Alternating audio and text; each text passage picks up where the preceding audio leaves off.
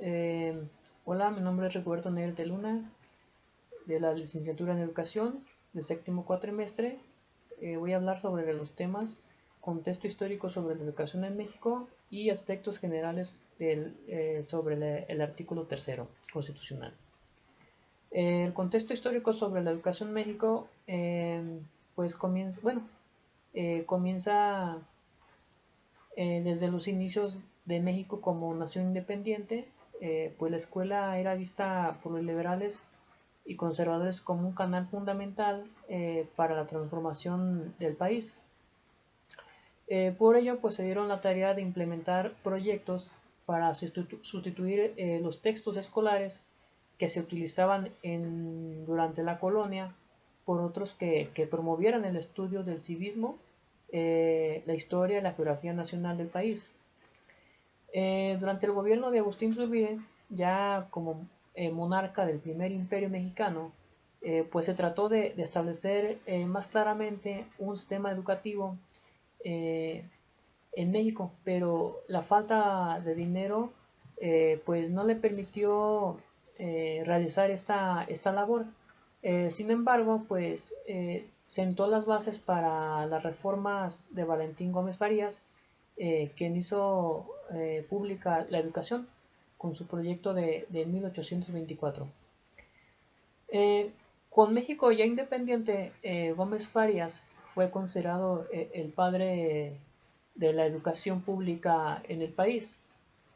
El gobierno se convirtió en el principal responsable de la educación mexicana, pues dejando a la iglesia de un lado y dando prioridad a otros temas más allá de la religión.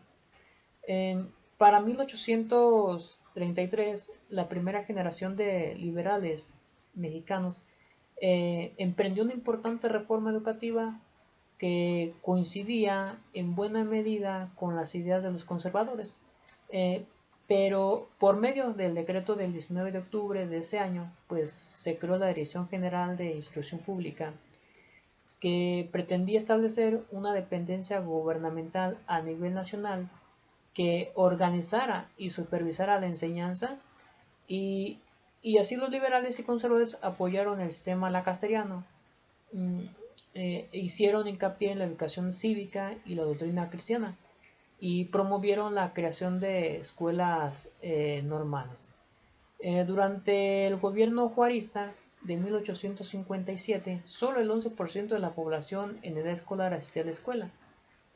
Pues 2 años después, durante la Guerra de Reforma, el presidente Benito Juárez, por medio del Manifiesto de la Nación del 7 de julio de 1859, estableció que su gobierno liberal de la República procuraría que aumentaría el número de establecimientos de educación primaria gratuitos, pues él estaba convencido de que mediante la instrucción de los pueblos se podía alcanzar la prosperidad, y añadía que su gobierno pues promovería y fomentaría la publicación de circulares y de manuales sencillos, claros sobre los derechos y obligaciones del hombre en sociedad de ese tiempo.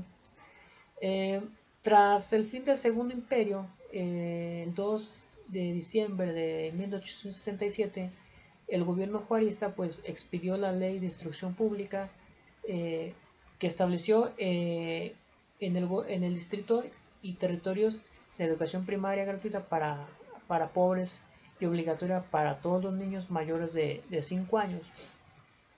Y suprimió la enseñanza de la religión e incluyó el estudio de rudimentos de historia y geografía. Esa ley pues creó también la Escuela Nacional Preparatoria.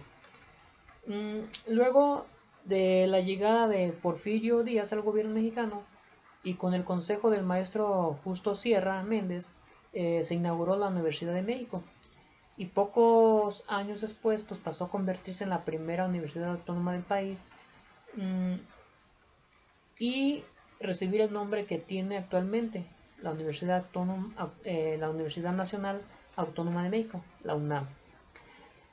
La educación durante la Revolución Mexicana, pues también, y tras la caída del régimen de Díaz, Poco se hizo en cuanto a las políticas educativas, ya que pues el gobierno pues estaba ahora sí que muy ocupado y resolviendo los problemas políticos y sociales que se vivían en el país.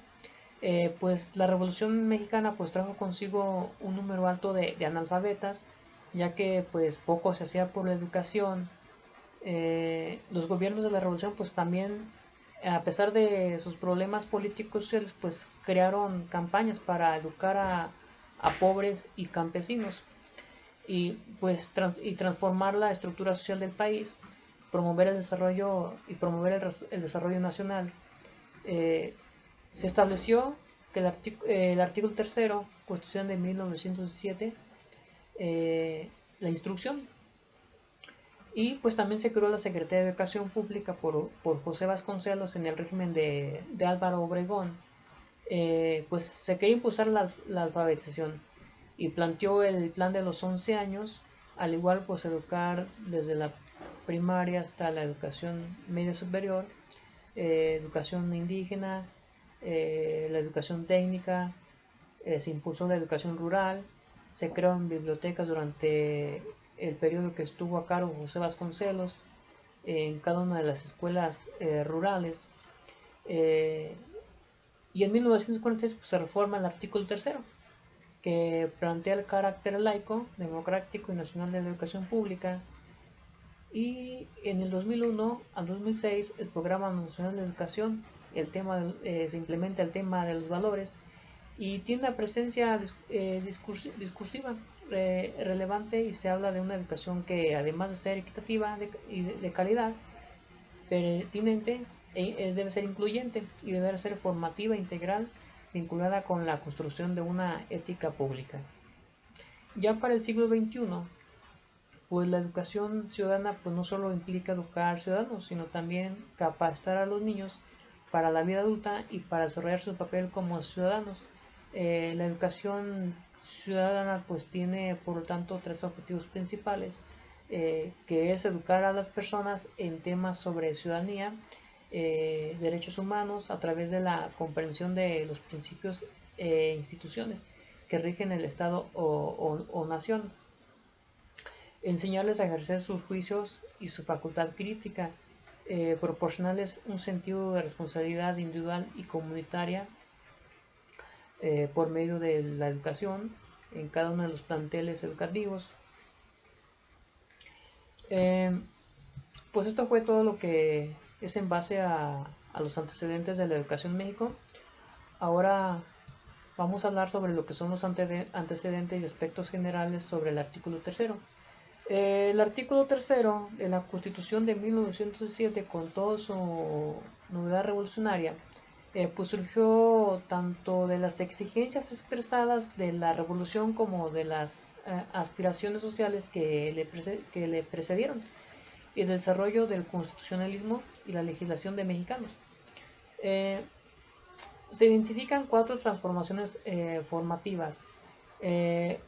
La primera, de mediados del siglo XVIII, con las reformas borbónicas hasta el triunfo de la Revolución de Ayutla.